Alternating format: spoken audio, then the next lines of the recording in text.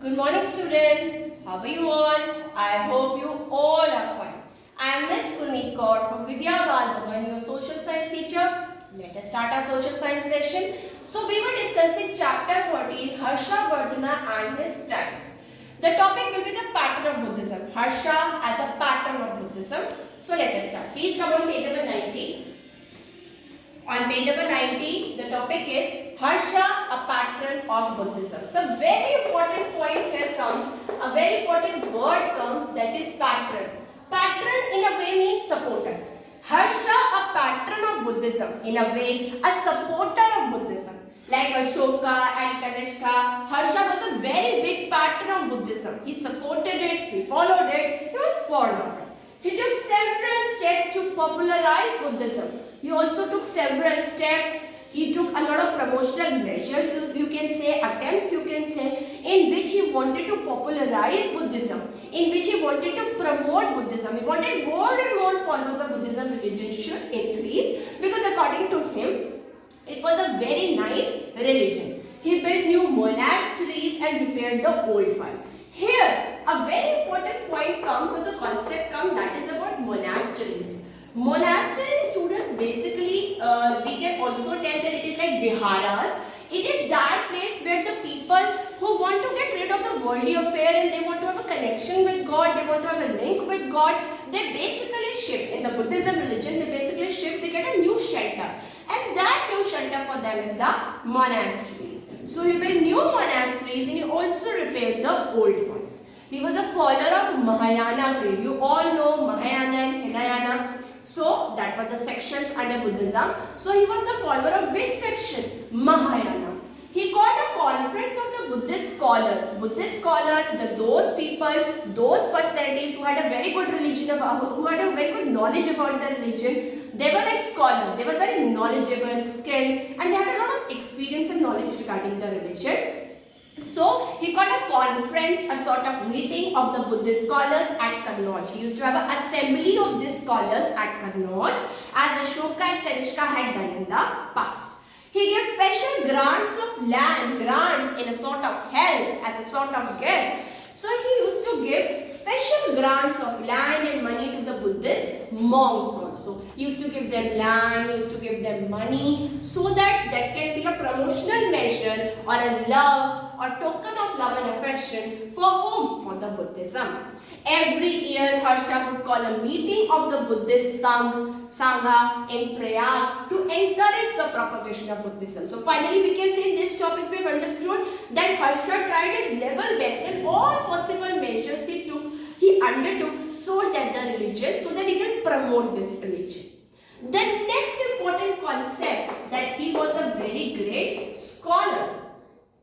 Harsha, he was a very great scholar and the patron of learning. He was very knowledgeable personality. He was in support of learning. He was fond of learning.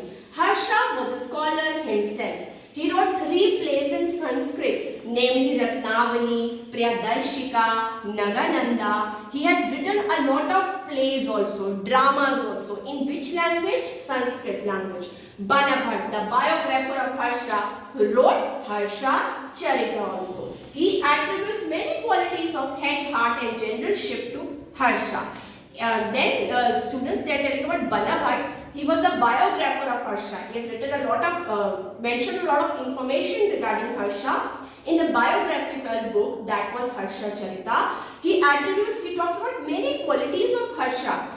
The many qualities of head, heart and generalship to Harsha. Harsha was a patron of literature and education. He was in support of education. He wanted more and more people should get education. He was in a support of literature, because literature, you all know students, that is a source of information, that is a source of learning.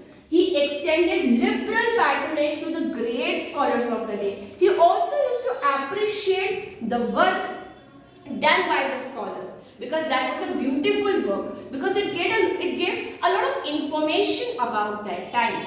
Great educational centers like Nalanda were given liberal grants by him. He used to help, he used to give monetary, you can say help, or any other way he used to help. He used to give help or a sort of help only to the educational centers like Nalanda so that the education can be promoted.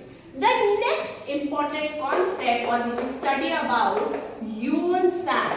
Yuan Sang, he was a Chinese traveler. He was the most celebrated Chinese traveler. He used to travel to many places and gain a lot of information about those places. He has spent 15 years in India. He visited several important places. He collected a lot of religious books on Buddhism also. He also visited the court of Harsha several times. The court here in Hindi means Darbar. At that point of time where Harsha's assembly was there, the court was there, where the meetings were held, he visited that place too. After reaching China, he wrote a book Siyuki. That was the name of the book Siyuki, or the records of the Western world, which is a valuable source of information regarding Harsha. So Yuan Sang was a very important Chinese traveler. He has spent 15 years in India. He visited several important places. He collected a lot of religious books also. He has mentioned a lot of information regarding Harsha. Then we will go to the next topic, that is about Harsha's administration. That is about Harsha's administration. So let us have a discussion. Harsha administration. Yuan Sang praises Harsha's administration as a very organized and generous. Whatever administration was there in the Harsha dynasty, Yuan Sang, the Chinese traveler, appreciated it. He said that it was very organized, it was very nice and generous. The taxes were very reasonable. Taxes were not at all high. Harsha's penal code or the code of conduct, the rules for the code of conduct, that was very severe than that of the Gupta. For the crime, for the criminal, death sentence was also there, and Harsha had a very powerful army. So we can say the justice system or the judiciary under Harsha was appreciable. It was very nice because it was for the welfare of the people at that particular point of time. He was very strict that no crime should be there in the kingdom. The next concept will be regarding the society. Society and the life of the people. The people in this kingdom wore untailored garments and walked barefoot. The food was very simple. They had very simple food. They had a very pure life. The rich people lived in big houses which were made of bricks, while the poor people lived in thatch houses which were made of mud. So there was a very high sense of cleanliness, and the people were very honest and fair. They were very fond of cleanliness and they had a very honesty in their mind. The caste system was very rigid here. Caste system was very rigid. Caste system was very strict. The custom of sati was practiced, but Parda system was not there. Sati system, all of you know, students, when the wife will have to burn, she is also burned on the pyre of the husband. That is the Sati system. Sati system was there, but Parda system was not there. Trade and commerce that developed, that prospered both inside the country, and the trade and commerce done inside the country also developed. The trade and commerce done with the foreign countries also developed.